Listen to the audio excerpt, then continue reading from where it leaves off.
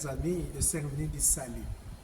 En ce dimanche, nous célébrons et nous méditons sur la croix glorieuse de notre Seigneur. La croix.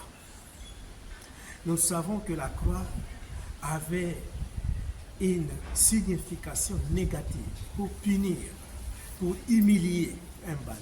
Mais à travers Jésus, à partir de Jésus, cette croix a pris une nouvelle horizon, a pris un nouveau sens chrétien. C'est pour cela que nous allons méditer la croix. Mais nous allons la méditer d'une manière un peu plus spirituelle. La croix représente toutes nos croix.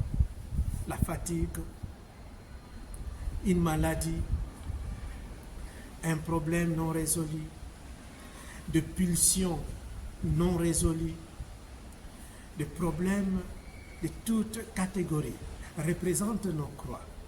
Mais comment est-ce que ces croix peuvent nous aider à entrer en contact avec le Seigneur? Vous savez, chers frères et sœurs, chaque jour, pour commencer la célébration, pour en finir, on commence toujours par un signe de croix, qui veut dire on se plonge dans les mystères trinitaires.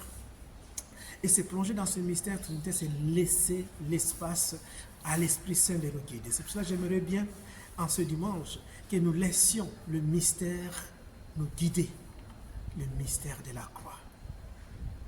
La croix veut tout simplement dire, si je dois résumer, que le mal, la mort, l'impudicité, l'humiliation, toutes ces difficultés n'ont pas le dernier mot. C'est l'amour qui a le dernier mot. C'est ça la grande signification de cette célébration de la croix. Mais nous allons prendre ça dans 3 pistes.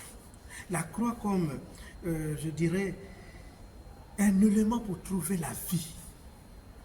La croix nous aide à trouver la vie.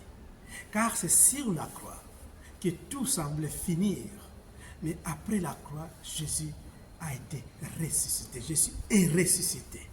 Ça veut dire quoi? Ton problème, ta croix, peut sembler la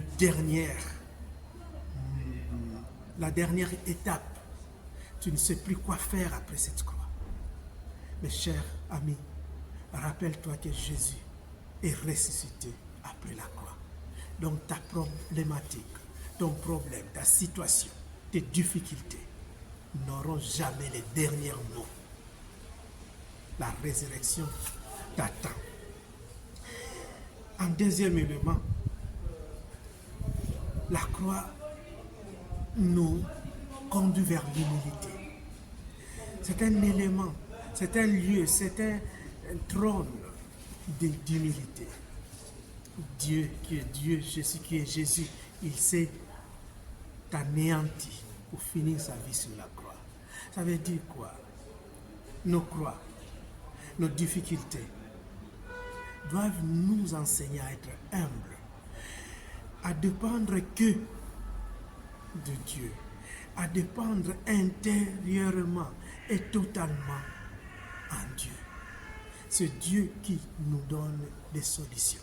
De ne pas chercher de petites solutions mondaines, mais de se diriger vers le Seigneur.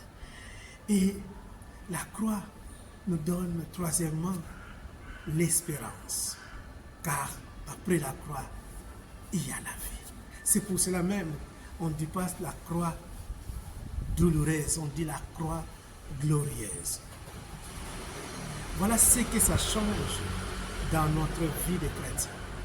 Ce que je voyais comme difficulté, problème, fin, devient un commencement, devient une solution, devient une joie.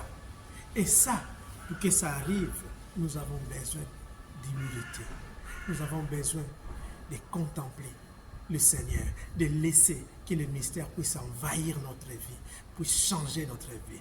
Et c'est de là que nous aurons la force de dire mes problèmes, ma situation, ma maladie n'a pas le dernier mot. Les derniers mots, c'est l'amour. Les derniers mots, c'est Jésus. Les derniers mots, c'est Dieu.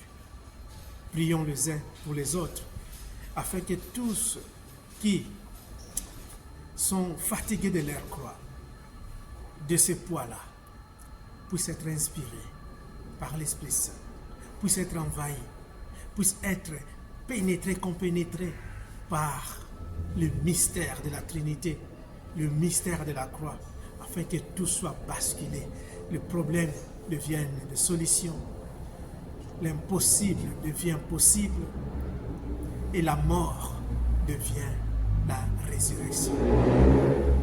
Bon dimanche et que Dieu vous bénisse. Seraphim.